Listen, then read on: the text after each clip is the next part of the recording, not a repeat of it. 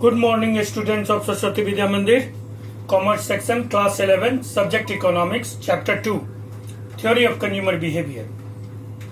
In previous video, we see that how a consumer get equilibrium in market and what is consumer equilibrium.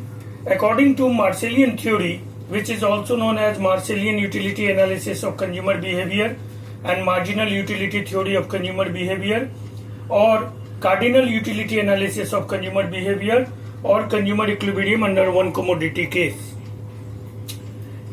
According to Marshall, a consumer will get equilibrium at that point where the marginal utility of a product became equal to its price. It means that a consumer will be in equilibrium where MUX equal to PX. And in this situation, whether the price of a commodity get equilibrium equal with marginal utility of that good, at that point a consumer will get equilibrium and consumer will remain satisfied. But Marshall again state that in the situation of equilibrium, two cases may be possible. Case 1, where marginal utility of a particular item is more than its price. In that situation, अगर किसी वस्तु की सीमांत उपयोगिता उसके कीमत से अधिक हो, तो वैसी स्थिति में उपभोक्ता उस वस्तु विशेष को सस्ती समझता है, उसे ये फील होता है कि वस्तु सस्ती है. And when marginal utility of a good is more than its price, in this situation a consumer felt that good cheapest. And जैसे ही वो उस वस्तु को सस्ती समझता है, he purchase more quantity of that good, वो उस वस्तु की अधिकतम मात्रा को खरीदता है.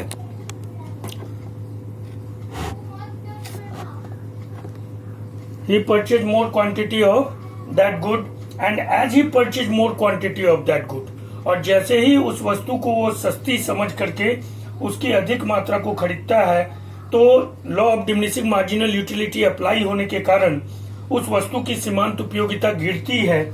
और क्योंकि जैसे ही वो वस्तु की ज्यादा मात्रा खरीदेगा, सीमांत उपयोगिता ह्रास नियम के कारण उस वस्तु की सीमांत उपयोगिता गिरेगी.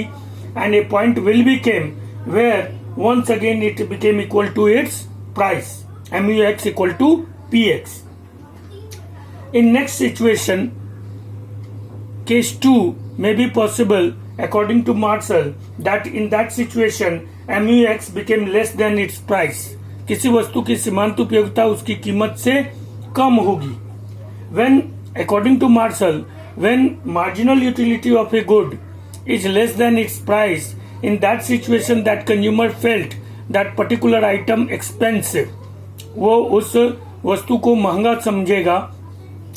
and in that situation he purchased least quantity of that good, और उस स्थिति में उपभोक्ता उस वस्तु विशेष की कम मात्रा का क्रय करेगा और कम मात्रा को खरीदेगा. and as he purchased least quantity of that good, the marginal utility of that particular item is going to be high or increase, and a point will be came when once again it's became equal to its price. So in any situation, either in the situation of marginal utility is more than its price or less than price, a consumer will be in equilibrium anyhow by purchase quantity. Purchase of quantity according to its price.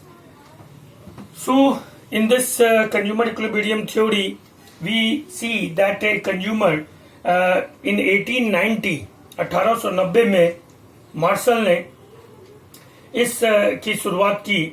और अभी तक हम लोगों ने जो इस chapter में देखा है थ्योरी ऑफ कंज्यूमर बिहेवियर में, कि हमने देखा कि कंजम्पशन क्या है, कंज्यूमर क्या है.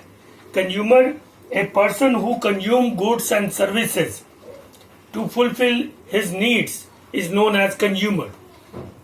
And what is the process of consumption? As we know that production is the process of creating utility in anything, and same the consumption is the process of destroying the utility of anything. And what is utility? Utility itself the power to satisfy needs. Utility of anything is the power to satisfy our needs. और इसी utility के कारण ही उपभोक्ता किसी वस्तु की खरीदारी करता है. यानी a consumer demand only those things in which there is utility for themselves. अब where a consumer gets satisfaction or where they get a consumer equilibrium, तो ये हुआ कि a consumer never always willing to pay for a good according to his utility, its utility. यानी एक उपभोक्ता किसी वस्तु की उतनी ही कीमत देना चाहता है जितना कि उसकी यूटिलिटी उसके लिए होती है, उपयोगिता होती है. तो उपयोगिता से ज्यादा वो नहीं देना चाहता है. और यही है consumer behaviour. A consumer behaviour क्या है? तो हमने इसको भी बताया कि consumer behaviour refers all those activities and interaction which is made between buyer and seller in market. That is known as consumer behavior. And why a consumer behave in market? और behavior में mostly consumer used to bargaining, monetary price से related bargaining करते हैं, quantity से related bargaining करते हैं. और वो ये bargaining इसलिए करते हैं ताकि वे अपने satisfaction को प्राप्त कर सके. And a consumer will get satisfaction at that point where utility of a particular item is just become equal to its price. यानी किसी वस्तु के लिए कंज्यूमर उतना ही मॉनेटरी सैक्रिफाइस करना चाहता है, मौद्रिक त्याग करना चाहता है जितना कि उसे वस्तु से उसे उपयोगिता प्राप्त होती है. That is consumer behaviour. अब उपभोक्ता कहाँ संतुलन प्राप्त करेगा, इसको लेकर के मार्शल ने 1890 में अपनी प्रसिद्ध पुस्तक में द प्रिंसिपल्स ऑफ इकोनॉमिक्स में उन्होंने कंज्यूमर बिहेवियर के थ्योरी को दिया, जो थ्योरी 4 नामों से जाना जाता है. Marshallian utility analysis of consumer behaviour. Marginal, चूंकि ये थ्योरी वस्तु की सीमांत उपयोगिता विश्लेषण पर आधारित है, इसीलिए इसको marginal utility theory of consumer equilibrium भी कहते हैं. यानी उपभोक्ता संतुलन का सीमांत उपयोगिता सिद्धांत. चूंकि इसमें हमने मार्शल ने उपयोगिता को मापने की बात कही है, मेजरमेंट की बात कही है कि हम इसे माप सकते हैं और संख्यात्मक रूप से माप सकते हैं, इसलिए इसे cardinal utility analysis of consumer behaviour भी कहा जाता है. यानी उपभोक्ता व्यवहार का संख्यावाचक सिद्धांत भी कहा जाता है. और कंज्यूमर, चूंकि ये एक वस्तु के संदर्भ में उपभोक्ता के संतुलन की व्याख्या करता है, इसलिए इसे consumer equilibrium under one commodity case भी कहते हैं. और इस थ्योरी, इस सिद्धांत के मुताबिक एक उपभोक्ता वहां पर संतुलन प्राप्त करता है जहां किसी वस्तु से प्राप्त सीमांत उपयोगिता उसके कीमत के बराबर हो जाए, यानी MUX इक्वल टू PX हो जाए. इसको प्रीवियस वीडियो में हम लोगों ने समझ गए थे. अब मार्शल अगेन कहते हैं कि ऐसी स्थिति में 2 केसेस संभव हो सकते हैं, MUX is more then PX और MUX is less than PX. Case 1 में यदि मार्शल कहते हैं कि यदि MUX is more then PX है, यानी किसी वस्तु की सीमांत उपयोगिता उसकी कीमत से अधिक है, in that situation a consumer felt that good cheapest and as he felt that good cheapest he purchase more quantity of that good and as he purchase more quantity of that good according to law of diminishing marginal utility, the marginal utility of that particular good is going to be declined and a point will be came where once again it's became equal to its price.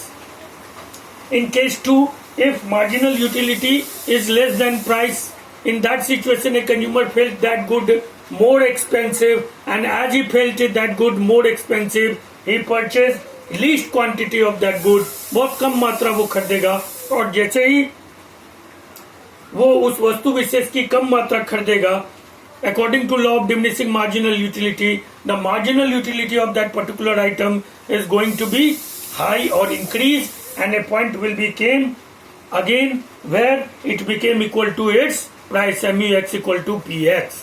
तो ये 2 cases की चर्चा martial ने की अपने उपभोक्ता विश्लेषण सिद्धांत में. अब अगले वीडियो में हम लोग उपभोक्ता संतुलन के सिद्धांत को 2 कोमोडिटी केस में देखेंगे कि 2 कोमोडिटी केस में या मोर देन 2 कोमोडिटी केस में उपभोक्ता मार्शल के सिद्धांत के अनुसार कहां पर संतुलन प्राप्त करेगा.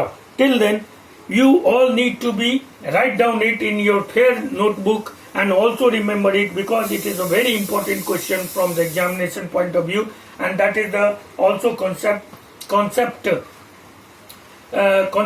topic. So you all need to be carefully remember it and understand it. Till then, bye, take care.